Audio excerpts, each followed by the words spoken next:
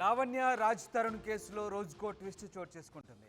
Lavanya U turn తీసుకుంది. తన ప్రాణాలను కాపాడిన లాయర్ రాజేష్పై లావణ్య సంచలన ఆరోపణ చేసింది. వారం రోజుల క్రితం రాజేష్ తనకు టెక్స్ట్ చేశారంటోంది లావణ్య. మూవీలో యాక్ట్ చేసేందుకు ఇంట్రెస్ట్ ఉందా అని అడిగారని చెప్తోంది. తాను అడ్వకేట్ అని ప్రాబ్లమ్స్ ఉంటే చెప్పమన్నారంటూ లావణ్య చెప్తోంది. కానీ తన కేసు గురించి రాజేష్తో ఎప్పుడు చెప్పలేదంటుంది లావణ్య.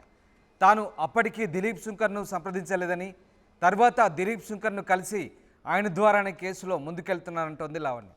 తన మెసేజ్ అందరికీ వెళ్ళినట్లే రాజేష్కి వెళ్ళిందని లావణ్య చెప్తోంది.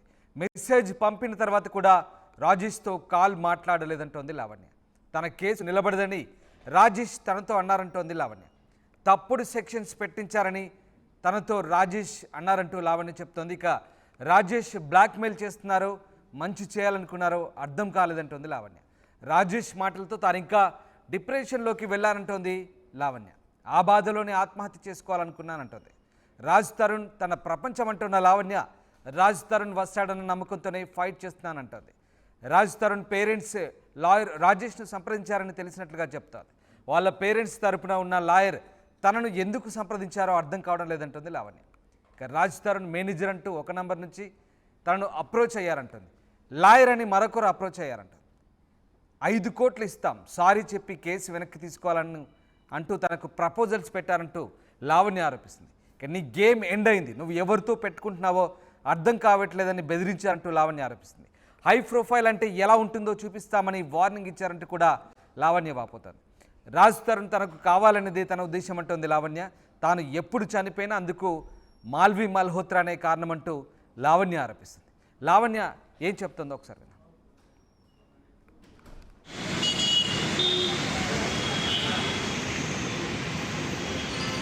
రాజేష్ లాయర్ రాజేష్ అని ఉంది, అడ్వకేట్ రాజేష్ అని ఉంది దానిపైన.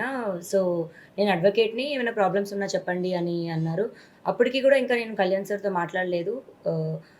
అయినా నేను ఆ కేసు గురించి చెప్పలేదు, నా కేసు గురించి మాట్లాడాలని అయితే జరగలేదు. తర్వాత కళ్యాణ్ సార్ వచ్చారు, మేము కళ్యాణ్ సార్ త్రూనే వెళ్తున్నాము.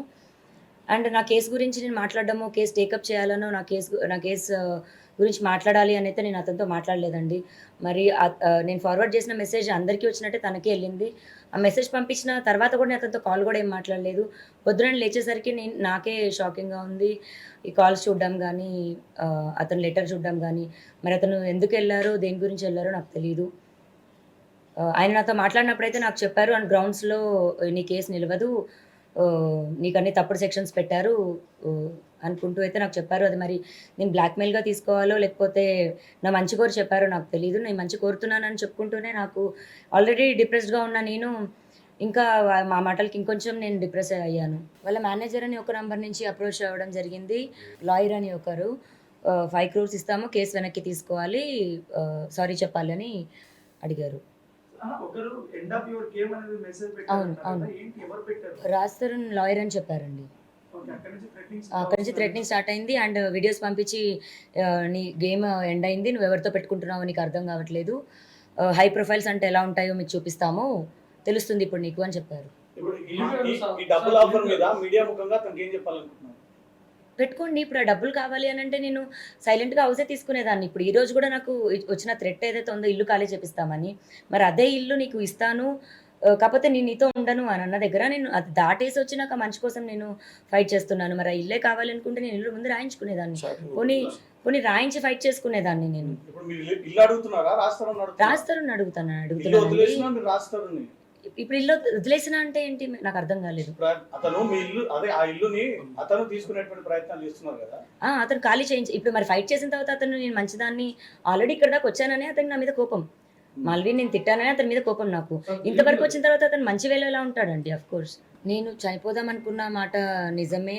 ఎందుకంటే అదే రాస్తారు. ఇప్పటికైనా మీ అందరికి ఒకటే చెప్తాను, అతను నాకు డైరెక్ట్గా ఏదైనా వద్దు అని చెప్పున్నా నేను అతని మీద ఉన్న ఇష్టంతో అతన్ని వదిలేయడం అనేది జరిగేది. కానీ అతను నన్ను చెడు చేయాలి అని చేసి తప్పుడు దాన్ని చూపించి వదిలేయాలంటే మాత్రం నేను ఎప్పటికీ ఆపను.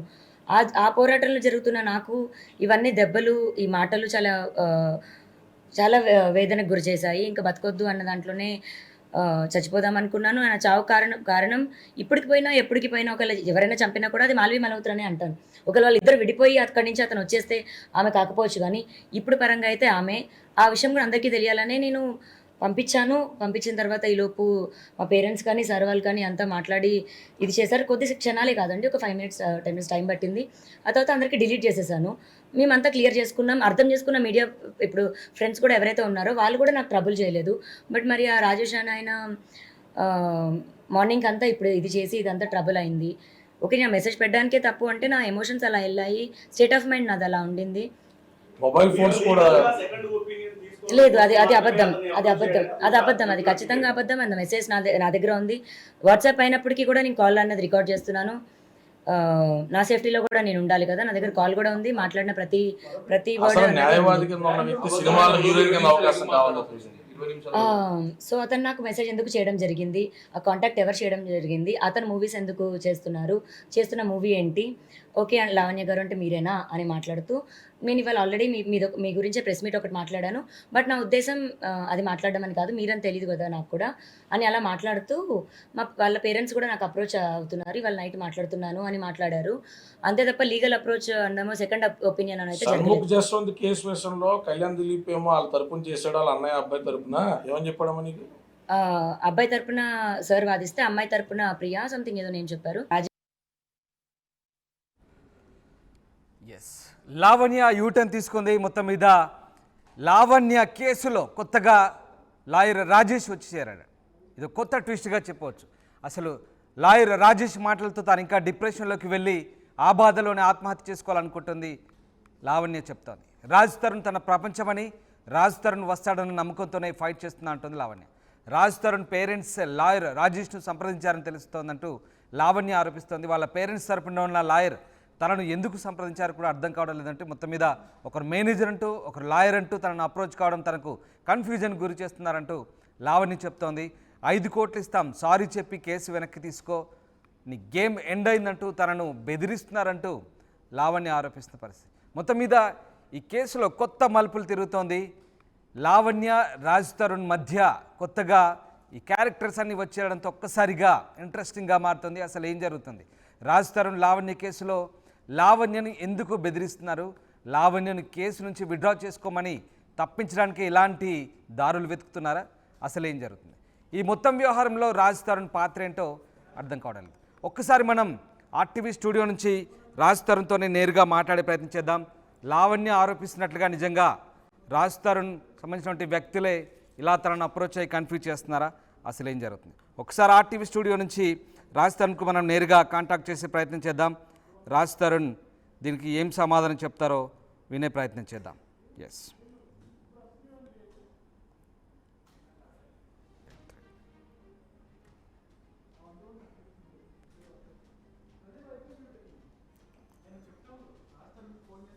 రైట్. ఒక్కసారి రాజ్ తరుణ్కు చేసే ప్రయత్నం చేస్తున్నాను. రాజ్ తరుణ్ దీనికి సంబంధించి ఏం చెప్తారో ఒక్కసారి మనం వినే ప్రయత్నం చేద్దాం. రాజ్ తరుణ్ లావణ్య కేసులో కొత్త ట్విస్టులు చోటు చేసుకుంటున్నాయి. అసలు ఈ కేసుకు సంబంధించి రాజ్ తరుణ్ ఏం చెప్తారు, తన సమాధానం ఏంటి, ఈ అంశం మీదే ఒక్కసారి మనం రాజ్ తరుణ్తో మాట్లాడే ప్రయత్నం చేద్దాం. రాజ్ తరుణ్ దీనికి సంబంధించి ఏం సమాధానం చెప్తారో ప్రయత్నం చేద్దాం. Right, Raj Tarun number out of coverage area వస్తుంది. పరిధిలో లేదు, దయచేసి కొంత సమయం తర్వాత మళ్ళీ ప్రయత్నించండి. రైట్, ఒక్కసారి ఈ కేసులో మాల్వి మల్హోత్రా కూడా చాలా ఇంపార్టెంట్. మాల్వి మల్హోత్రా తమ మధ్యలో వచ్చి తమ బంధాన్ని చెడగొట్టిందంటూ లావణ్య ఆరోపిస్తున్న పరిస్థితి. అసలు తాను ఒకవేళ చస్తే కనుక దానికి కారకురాలు మాల్వి మల్హోత్రానే అవుతుందంటూ లావణ్య ఆరోపిస్తున్న పరిస్థితి. ఒక్కసారి మాల్వి మల్హోత్రాను కూడా కాంటాక్ట్ చేసే ప్రయత్నం చేద్దాం. ఈ కేసులో మరి లావణ్య ఆరోపిస్తున్నట్టుగా మాల్వి మల్హోత్రా ఏం సమాధానం చెప్తుంది, అసలు ఈ కేసుకు సంబంధించి తానే ప్రధానంగా టార్గెట్ అయిన నేపథ్యంలో ఒక్కసారి మనం మాల్వి మల్హోత్రాతో కూడా మాట్లాడే ప్రయత్నం చేద్దాం. तुम्ही ज्या नंबरशी संपर्क करू इच्छिता तो सध्या स्विच ऑफ आहे. कृपया थोड्या वेळाने प्रयत्न करा. రైట్, ఇక్కడ మాల్వి మల్హోత్రా నంబర్ కూడా స్విచ్ ఆఫ్ వస్తుంది. రాజ్ తరుణ్ మాల్వి మల్హోత్రా ఇద్దరి ఫోన్లు కూడా అందుబాటులో లేని పరిస్థితి. ఇద్దరికి ఆర్టీవీ స్టూడియో నుంచి లైవ్లో కాల్ చేసే ప్రయత్నం చేశాం. ఇద్దరు కూడా అందుబాటులో లేని పరిస్థితి. ఒకరు అవుట్ ఆఫ్ నెట్వర్క్ కవరేజ్ ఏరియాలో ఉంటే ఒకరు స్విచ్ ఆఫ్ ఉన్న పరిస్థితి. మొత్తం మీద లాయర్ ద్వారా తనని బ్లాక్మెయిల్ చేస్తూ కేసును వెనక్కి తీసుకునేందుకే తనపై ఒత్తిడి తెస్తున్నారంటూ లావణ్య ఆరోపిస్తుంది. అసలు లాయర్ మాటల వల్ల తాను డిప్రెషన్ గురై ఆత్మహత్య ప్రయత్నం చేశానని చెప్తోంది. అయితే దీనికంటే ముందు లావణ్య ఆత్మహత్య ప్రయత్నం చేసినప్పుడు అందరికీ టెక్స్ట్ చేసింది. టెక్స్ట్ చేసిన క్రమంలో లాయర్ రాజేష్ కూడా టెక్స్ట్ చేసింది. రాజేష్ లావణ్య ఆత్మహత్య చేసుకుంటానన్న ప్రయత్నాన్ని పసిగట్టి ఆయన వెంటనే అప్రమత్తమయ్యారు. అక్కడి నుంచి ఆయన డీజీపీ ఆఫీస్కి కూడా వెళ్ళి కంప్లైంట్ చేశారు లావణ్యకు సెక్యూరిటీ కల్పించమంటూ. కానీ ఇక్కడంతా కూడా ట్విస్ట్ నెలకొంది. లావణ్య ఈ మొత్తం వ్యవహారంలో తిరిగి మళ్ళీ లాయర్ రాజేష్ని బ్లేమ్ చేస్తున్న పరిస్థితి కనబడుతుంది. అసలు రాజేష్ చెప్పే మాటలు తనను కన్ఫ్యూజ్ గురి చేయడం వల్లే తాను ఇలాంటి స్థితికి నెట్టవేయబడ్డానంటూ లావణ్య చెప్తున్న పరిస్థితి. అసలు ఏం జరుగుతుంది ఒకసారి మా ప్రతినిధి దేవిక జాయిన్ అవుతున్నారు. దేవిక, లావణ్య చెప్తున్నట్టుగా లాయర్ రాజేష్, అసలు ఈ మొత్తం వ్యవహారంలో లాయర్ రాజేష్ ట్విస్ట్ ఏంటి? అసలు ఆయన ఎందుకు ఎంట్రీ ఇచ్చినట్టు మొత్తంగా ఆయన ఈ వ్యవహారంలో ఇవాళ హైలైట్ అయిన పరిస్థితి. ఇవాళ లావణ్య తన లాయర్ దిలీప్ శుంకరతో కలిసి మళ్ళీ ప్రెస్ మీట్ పెట్టి ఇదంతా కూడా రాజేష్ వ్యవహారాన్ని ఖండిస్తున్న పరిస్థితి కనబడుతుంది. అసలు ఏం జరిగింది? అంటే ముందు నుంచి చూసుకుంటే మీడియా మొత్తంలో కూడా బాగా చర్చనీయాంశంగా మారినది ఏదైతే ఉందో అది మాత్రం చూసుకుంటే ఒక పక్క లావణ్య అలాగే రాజ్ తరుణ్ కేసు అని చెప్పొచ్చు. అయితే ఇప్పుడు మళ్ళీ ఏదైతే కేసు ఉందో అది మళ్ళీ ఎక్కువగా మలుపులు తిరుగుతున్న సందర్భం అయితే కనిపిస్తూ ఉంది. అదేవిధంగా ఇప్పుడు నిన్న రాత్రి ఎవరైతే లావణ్య ఉందో నాకు రాజ్ తరుణ్ కావాలి అని చెప్పి ముందు నుంచి పోరాడుతుందో ఆవిడ నిన్న రాత్రి నేను చనిపోతున్నాను అని చెప్పి రాజేష్ కుమార్ ఎవరైతే హైకోర్టు అడ్వకేట్ ఉన్నాడో ఆయనకి మెసేజ్ చేసింది. ఆ మెసేజ్ చూసిన వెంటనే నేను పోలీసులకి ఇన్ఫార్మ్ చేశాను, అలాగే 100కి డయల్ చేశాను. ఆ కారణంగా నేను లావణ్యాన్ని కాపాడాను అని చెప్పి కూడా తను చెప్పడం జరిగింది. అయితే రాజేష్ ఎవరైతే ఉన్నారో హైకోర్టు లాయర్, ఆయన వర్షన్లో ఇది వింటే గనక ఆయన చెప్తున్నది ఏంటంటే నాకే లావణ్య 9:30కి కాల్ చేసింది, నా కేసు గురించి ఒకసారి మీరు మాట్లాడండి, నాకు సెకండ్ ఒపీనియన్ కావాలి, అసలు ఏం జరుగుతుంది, నేను పెట్టిన కేసెస్ అన్నీ కూడా కరెక్టేనా కాదా, నాకు న్యాయం జరుగుతుందా లేదా, రాజ్ తరుణ్ మళ్ళీ నన్ను యథావిధిగా అంటే ముందు ఎలా ఉన్నాడో ఆ విధిగా ఇప్పుడు ఉంటాడా, నాకు దక్కుతాడా లేదా అని చెప్పి అడిగినప్పుడు మీరు ఏవైతే సెక్షన్స్ పెట్టారో కేసు పెట్టారో అదంతా కూడా కొంచెం తప్పులు ఉన్నాయి, కేసులు ఇంకొంచెం ఎక్కువ పెట్టుంటే బాగుండేది, అదేవిధంగా ఇప్పుడు రాజ్ తరుణ్ మళ్ళీ మీ దగ్గరికి వస్తాడా అనే ప్రశ్నకి మాత్రం రాడు అని చెప్పి ఆయన చెప్పటంతో ఆయన మాటలు తను జీర్ణించుకోలేక రాత్రి 12 గంటలకి నేను చనిపోతున్నాను అని చెప్పి రాజేష్కి మెసేజ్ చేసింది అని చెప్పి రాజేష్ వర్షన్లో చెప్పడం జరుగుతుంది. అయితే ఇదే విషయం గురించి లావణ్యని అడిగినప్పుడు లావణ్య మాత్రం నేను అసలు రాజేష్కి ఎలాంటి మెసేజ్ కూడా చేయలేదు, వారం ముందు నుంచే, అంటే ఇక్కడ ఇంకోటి తెలుస్తున్న విషయం ఏంటంటే రామ్దాస్ ముందు నుంచి కూడా ఈ రాజ్ తరుణ్ వాళ్ళ ఫాదర్ మదర్ ఎవరైతే ఉన్నారో వాళ్ళని కాంటాక్ట్ చేశాడు ఈ రాజేష్ అనే వ్యక్తి, అడ్వకేట్ రాజేష్ అనే వ్యక్తి అని చెప్పి కూడా లావణ్య మనకి చెప్పడం జరుగుతుంది. అంటే ఇక్కడ లాయర్ రాజేష్ అంటే నేరుగా రాజ్ తరుణ్ మనిషే కాబట్టి అవకాశం ఉంది నువ్వు చేస్తావా అని చెప్పి కూడా లావణ్యకి మెసేజ్లు రావడం, కాల్స్ రావడం ఎక్కువగా జరుగుతున్నాయని చెప్పి లావణ్య చెప్పడం జరిగింది. అయితే దాంట్లో భాగంగానే ఇదంతా జరిగింది. అదే విధంగా నేనైతే అసలు ఎప్పుడు కూడా ఇప్పుడు వరకు ఈ వారం రోజుల నుంచి రాజేష్ ఏదైతే కాల్స్ మెసేజ్ చేస్తున్నాడో ఏ రోజు కూడా నేను ఈ కేసు గురించి అసలు ఏది కూడా మాట్లాడలేదు అని చెప్పి లావణ్య చెప్పడం జరుగుతుంది.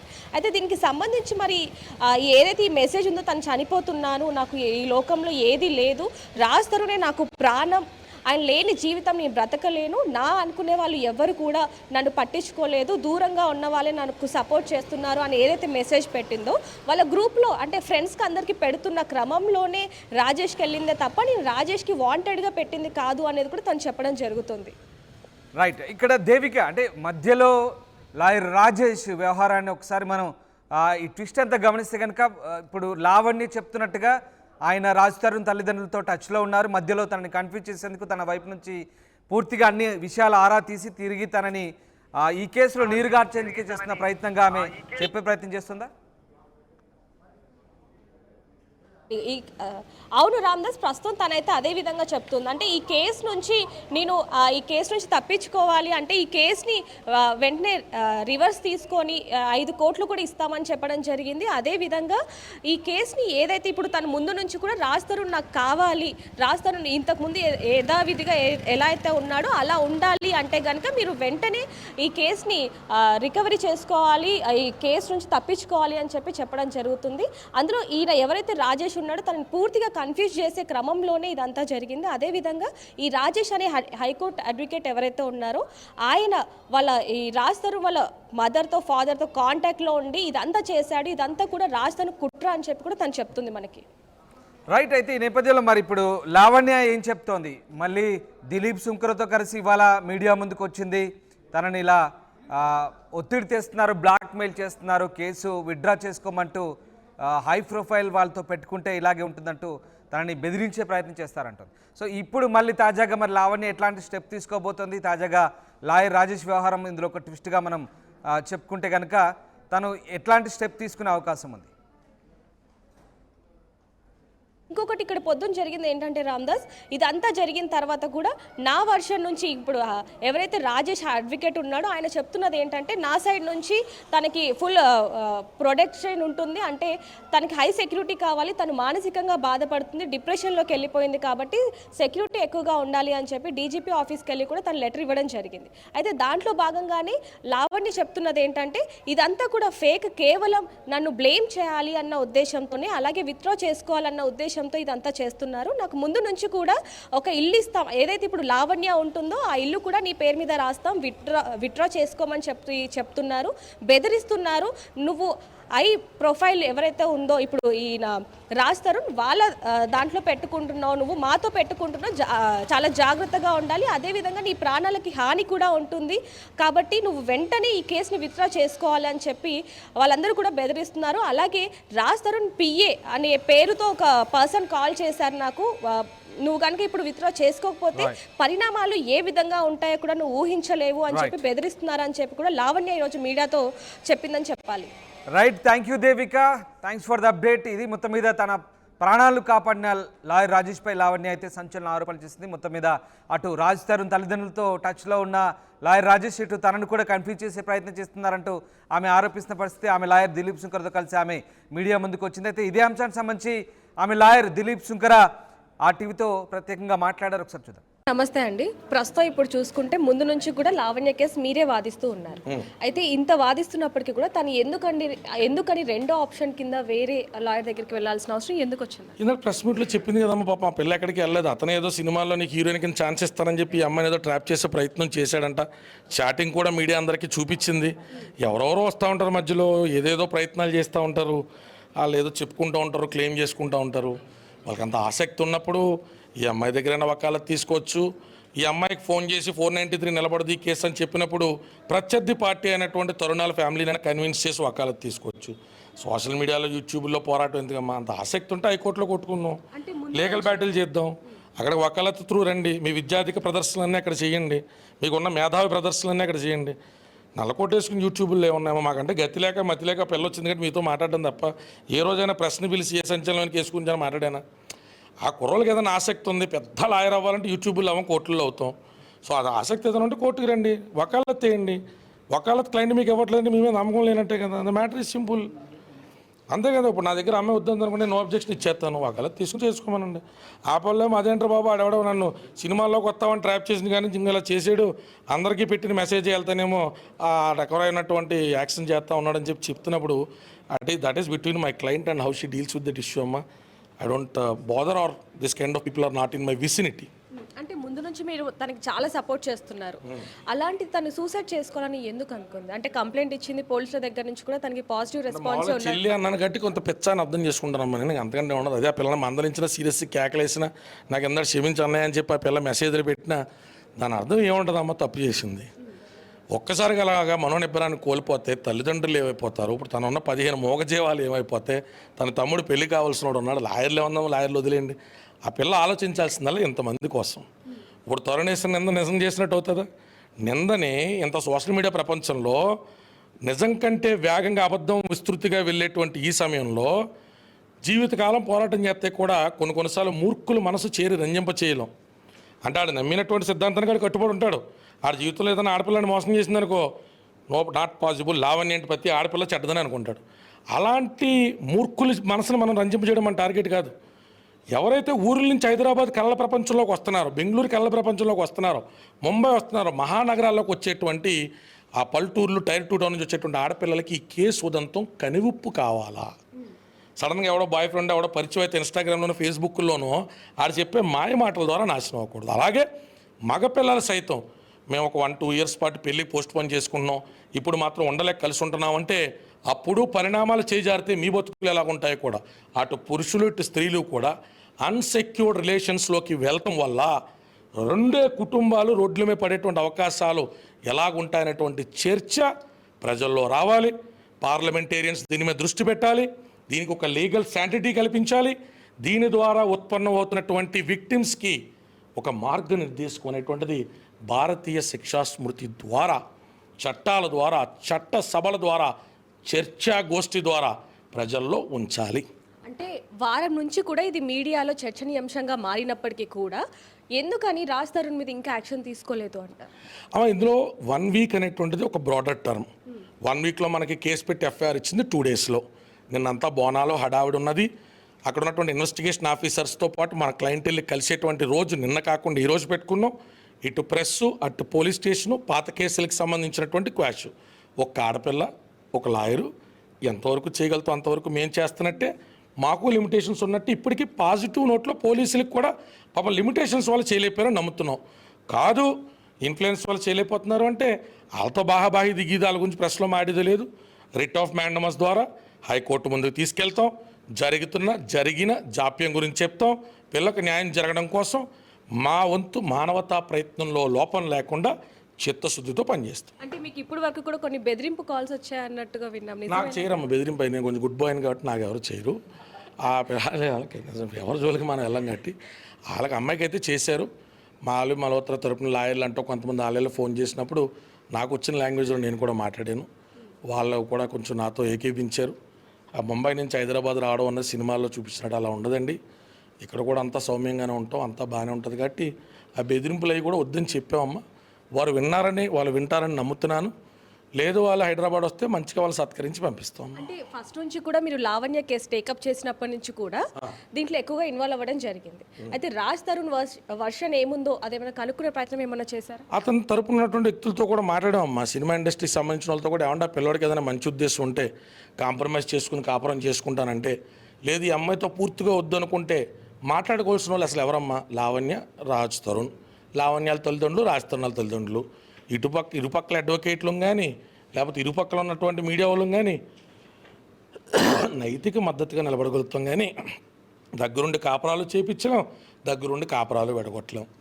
అతనికి ద్వారా ఒక అమ్మాయి అన్యాయమై రోడ్డు మీద ఉంది, తప్పు తెలుసుకున్నాడు అనుకో, నాకు ఇలా కాదు, ఇలాగా నేను నీతో ఉందాం అనుకున్నాను, ఉండకూడదు అనుకున్నానని ఆ అమ్మాయిని కన్విన్స్ చేసుకున్నాడు అనుకో, మనందరం ఎవరు ఇలా నీటి బుడగల్లో ఎగిరిపోతాం.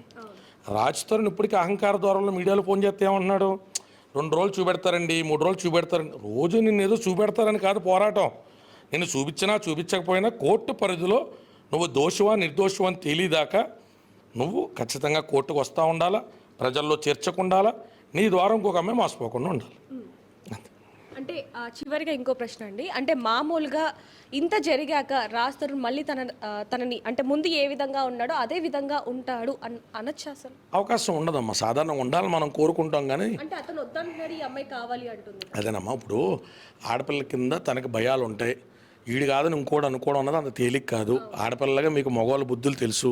పైకి ఎన్ని నీతి సూక్తులు చెప్పినా ఒక ఆడదానికి సంబంధించి మనం ఎన్నెన్ని మాట్లాడతామో, ఆలోచనలు ఎలాగ ఉంటాయో, మామూలుగా ఒక 5 నిమిషాల పాటు ఫోన్ ఎత్తపోతే ఏ రకమైన శాడిస్టిక్గా ఉంటారో మా వాళ్ళు మీకు తెలుసు.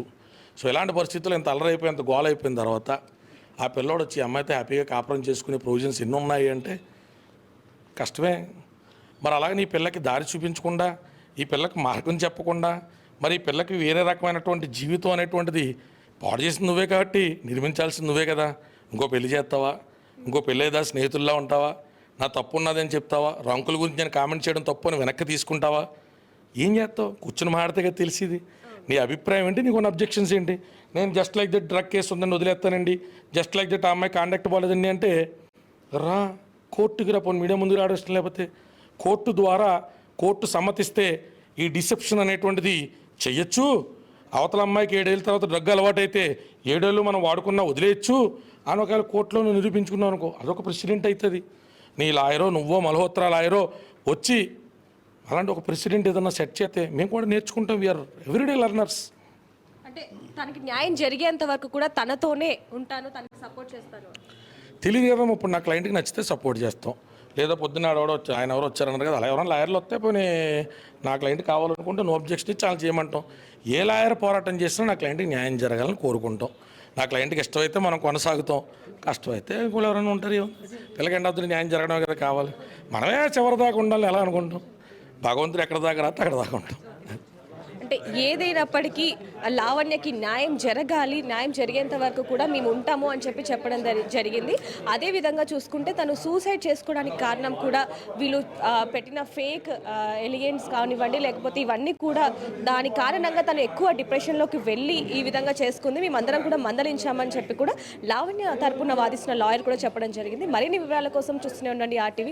కెమెరామెన్ వంశీతో reporter Devika, Hyderabad. Right, very interesting. Lavanya తరపు న్యాయవాది దిలీప్ సుంకర చాలా ఇంట్రెస్టింగ్ కామెంట్స్ చేశారు, ఇంట్రెస్టింగ్గా మాట్లాడుతున్నారు. తన క్లయింట్కి సంబంధించి తాను చివరి వరకు పోరాడతానని, రాజ్ తరుణ్కున్న ఆప్షన్స్ గురించి కూడా ఆయన చెప్పే ప్రయత్నం చేశారు. మొత్తం మీద రాజ్ తరుణే తన ప్రపంచం అంటూ లావణ్య చెప్తోంది, తన కోసమే ఫైట్ చేస్తానంటుంది. చివరికి మరి కేసు ఎలాంటి మలుపులు తిరుగుతోంది, అసలు రాజ్ తరుణ్ లావణ్య విషయంలో ఎట్లాంటి కాంప్రమైజింగ్కి వస్తాడు, అసలు ఈ కేసు ఎలా సయోధ్య కుదురుతుందని మాత్రం ఇంకా వేచి చూడాల్సింది.